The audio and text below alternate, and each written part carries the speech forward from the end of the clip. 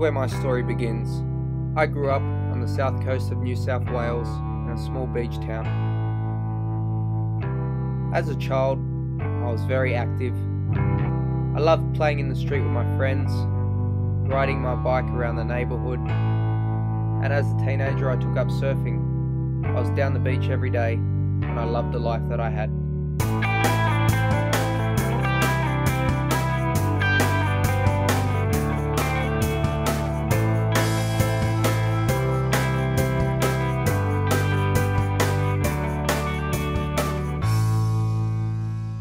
I convinced my dad to buy me a motorbike for my 17th birthday, and it was the best day of my life.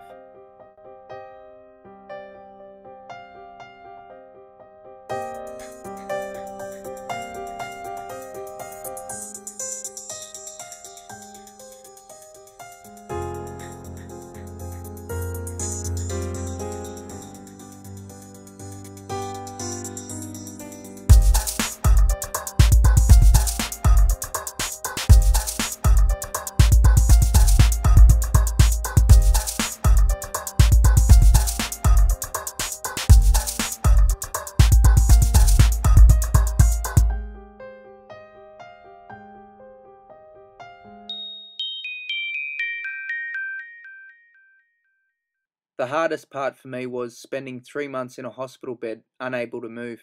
They would operate on me every 2 weeks, and it would take a week for me to get over the anaesthetic. I did my HSC out of my hospital bed via correspondence and got into university. My first 2 years at university was also spent studying via correspondence as I was learning to walk again. After I graduated and went on to complete my Masters in Engineering, I became a very successful civil engineer on a 6-figure salary. I proved that even though you do have a physical disability, you still can be a big success. As a result of the drunk driver hitting me off my bike when I was 17, I've had to live the rest of my life with one leg shorter than the other.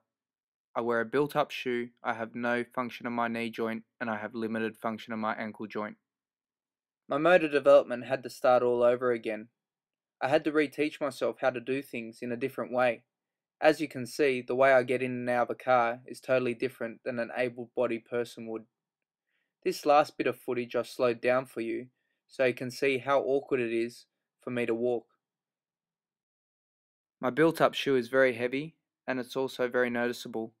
Whenever I go out, people tend to stare, and that makes me feel uncomfortable because it makes me feel like I'm not as good as everybody else.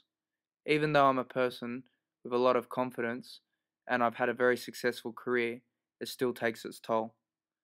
I hope this digital story today will influence young people who are wanting to buy a motorcycle not to, because if I could have the chance to go back, I wouldn't have taken the risk.